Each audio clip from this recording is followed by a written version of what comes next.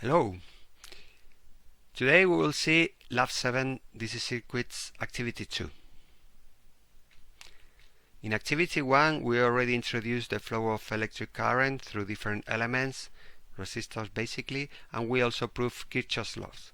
Now it's time to play with an RC circuit, which is, we will explain what happens to the voltage across a capacitor, okay, when it's placed in series with a resistor. That's an RC circuit.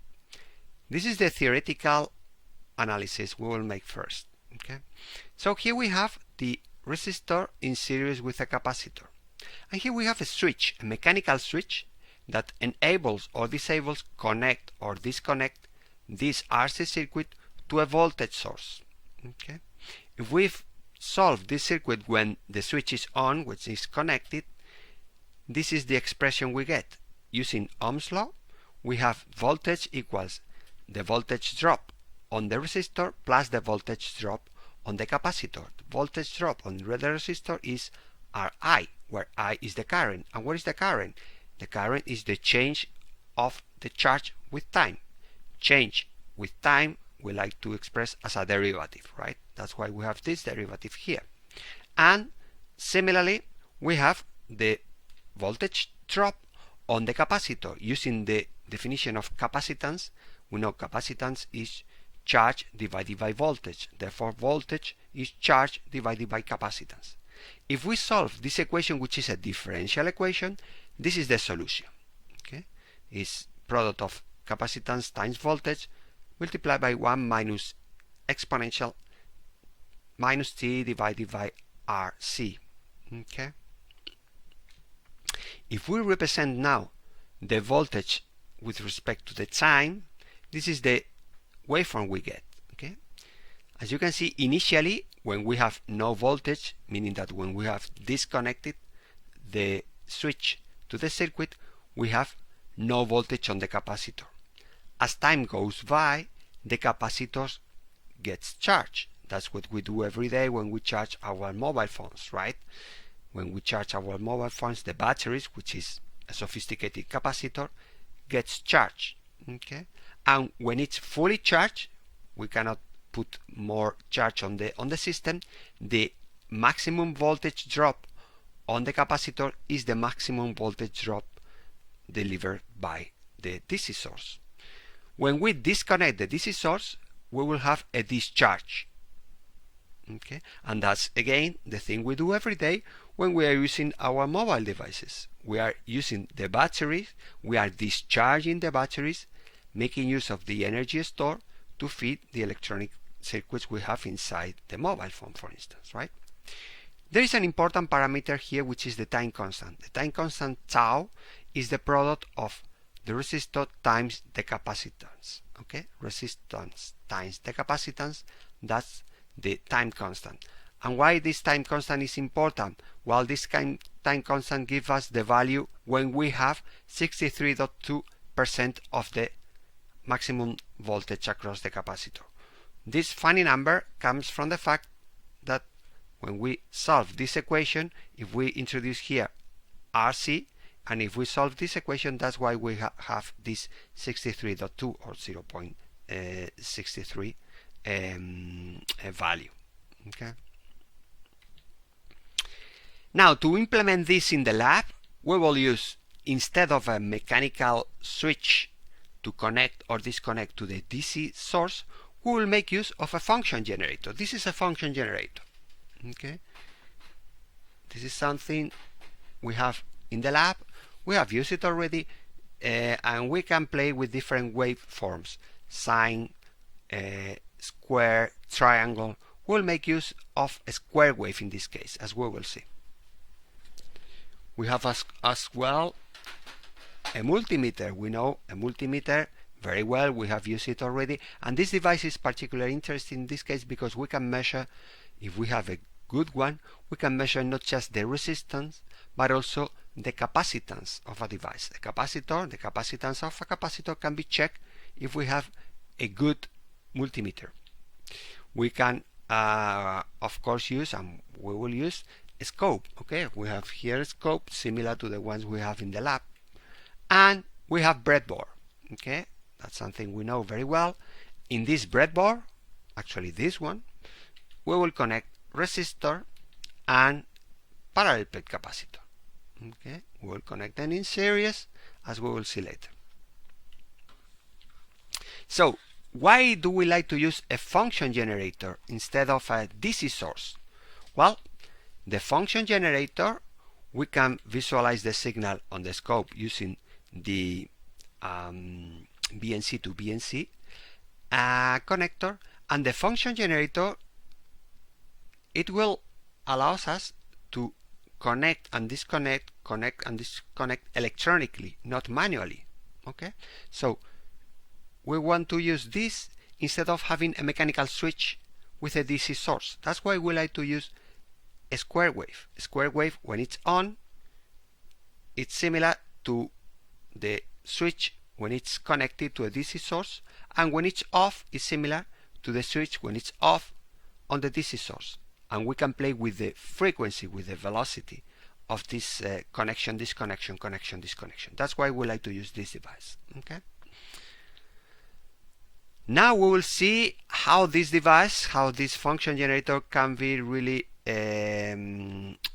fine-tuned to the specifications we need in our circuit. Okay, so here you have on the slides you will get access to. Here you have a demonstration of a scope having this signal coming directly from a function generator. Let's have a look at this demonstration. Alright, so when we click on this simulator, initially we have a sine wave. That's something we already know, right? If you go here to the input, you can play with a square wave. Okay, and the square wave, as you can see, is just a wave having on, off, on, off. Okay, voltage, no voltage, voltage, no voltage. We can play with the frequency. The lower the frequency, the higher the period. We know the period is the distance from one peak to the next peak. For instance, from the beginning of this cycle to the beginning of the next cycle. Okay, and we can play as well with the time per seconds per division, time scale, making zoom in or zoom out, and voltage per division, the y-axis, right? That's something we know. All right. We can play as well with the horizontal offset. We can displace horizontally the signal, or with the vertical offset. We can introduce, as we know, a DC value on top of our signal, positive or negative, to increase or decrease the average value of our signal. Okay. Now, before going to the physical lab, we'll make an analysis of this system, right? So we have here again the resistor in series with the capacitors, and we'll introduce a square wave. And we want to calculate, as we will see later, the values of the frequency we want to apply in order to have a good visualization of the charging, discharging, charging, discharging procedure on the capacitor. Okay, so this is the physical circuit we will make, and I will explain it. Okay, first we have a resistor in series with a capacitor. Why are they in series? Well, they are in series because this row here, this column, I would say, this column here is connected, as we know, on the breadboard. That's why this terminal and this terminal are connected. This terminal and this terminal are not connected, of course.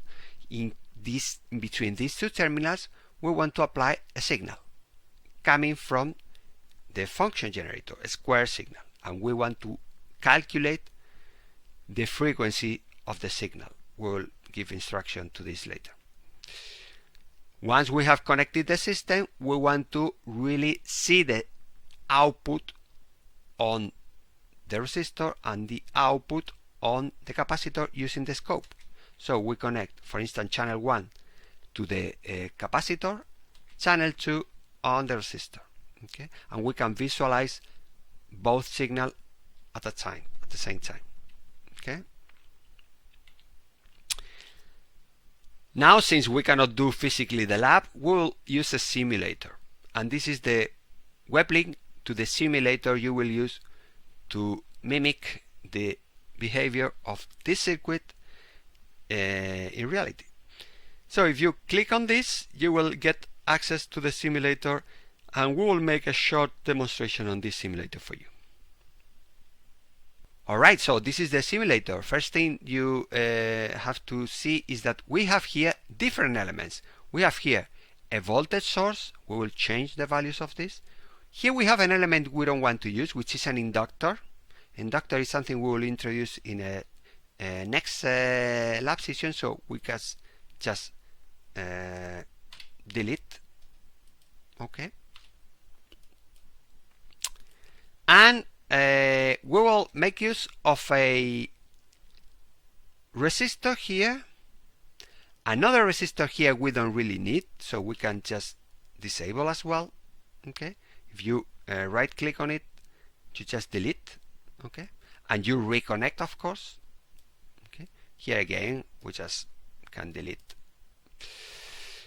We want to apply here. This is the DC system having this mechanical thing. If we just connect, as you can see, we have charged it, and that's all we can do. Okay, in this case, only one peak. We don't want to have only one peak. We want to have this charging, charge, this something, meaning that we want to have this on, off, on, off, on, off. The way to do this is right click on this source. Okay, sorry, double click on this source, and we will change here. Instead of DC, we will go for a square wave. Okay, for a square wave. And as you can see, if you play, and that's something we will introduce later, the values you want to calculate. If you play with the frequency of the signal and the values of the signals, you can see different waveforms. Okay.